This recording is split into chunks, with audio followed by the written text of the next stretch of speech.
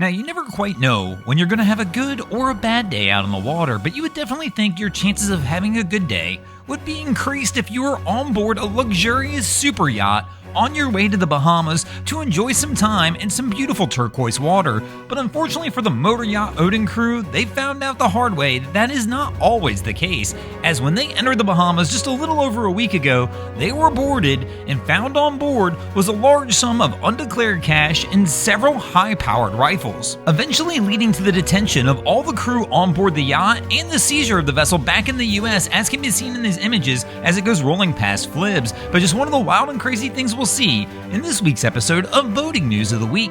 Our first story to make the boating news this week is going to take us up north and over to Massachusetts, where this was the scene just a little over a week ago when 3 sailors had to be rescued off of a billionaire's private island once their sailboat wound up going up in flames just off the coast of the island itself. According to a report, the Coast Guard claims they wound up rescuing 3 people off of Noshawn Island. The Coast Guard says they received a mayday call from the 3 survivors a few days after they were reported missing via a marine radio. According to the reports, the crew was hanging out just off the coast of Noshawn Island on their vessel. When they went to bed that night, they were awoken to the sounds of dogs barking, alarms going off, and the smell of smoke as their vessel had caught on fire at some point in time during the evening.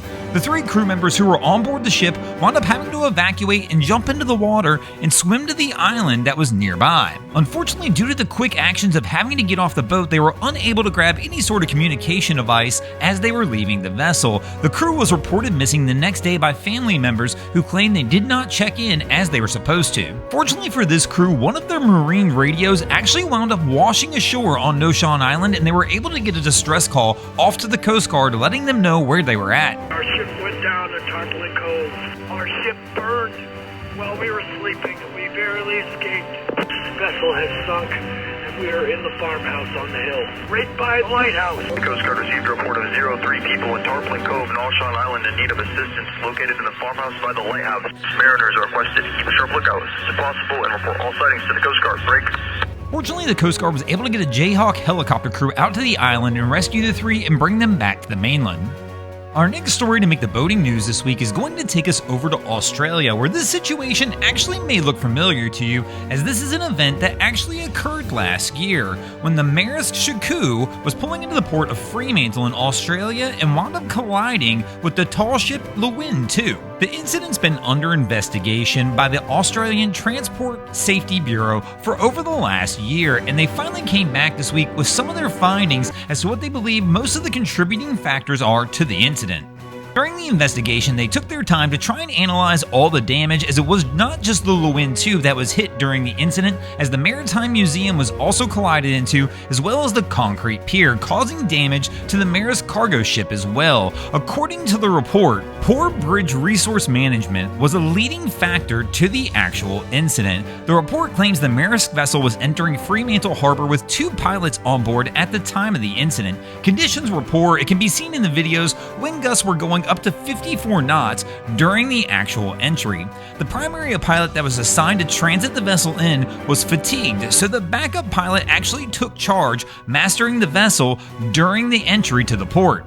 The report claims the bridge team did not actively monitor the rate of the turn and the helm, and did not conduct proper error management throughout the entire event, including one of the pilots actually being on the phone during the event occurring, meaning he could not assist to try and catch any errors the other pilot might make. Transit the Deepwater Channel and wait at the harbour entrance for a 6 o'clock daylight entry into port. During this initial transit, wind gusts of up to 50 knots from the southwest, almost on the bow of the vessel, were being encountered. Around an hour later, as the ship entered the port, 3 tugs were connected, but up to 30 degrees of port helm was required to maintain the course, with persistent strong winds now on the starboard quarter.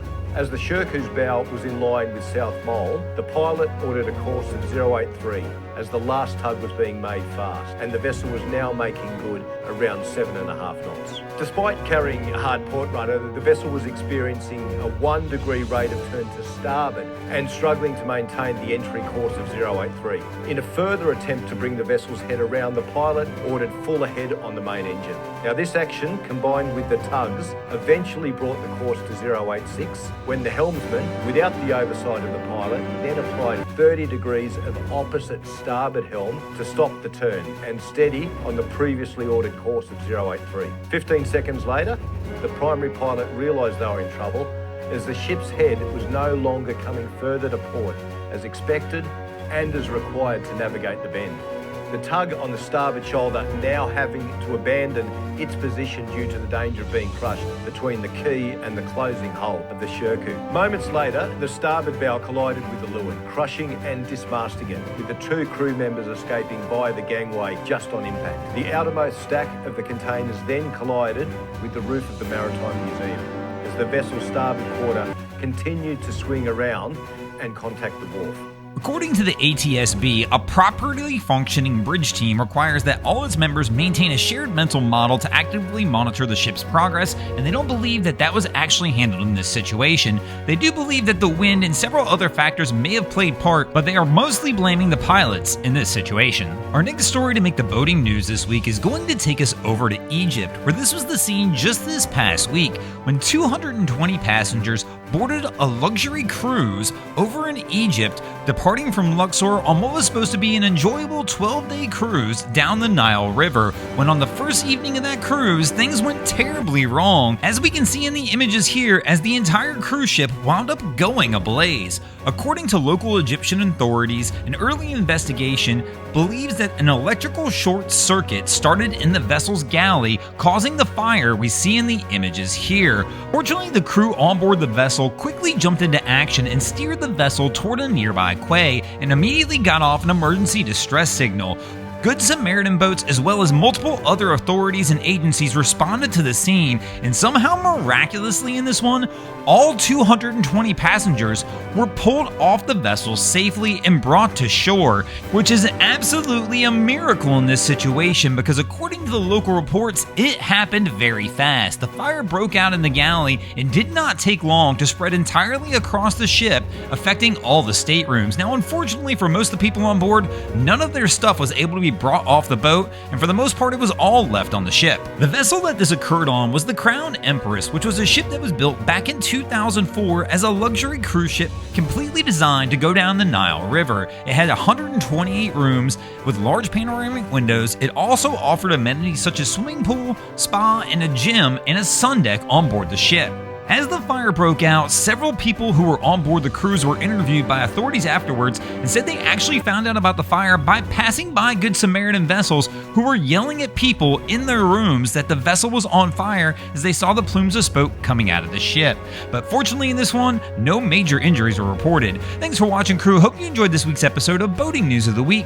If you ever see anything crazy happening out on your waterways, be sure to hit us up on Facebook or Instagram at Broncos Guru and let us know, and you might see your stories over here. And if you guys haven't already, go ahead and drop an anchor on the subscribe button. If not, we're coming to steal your drain plug.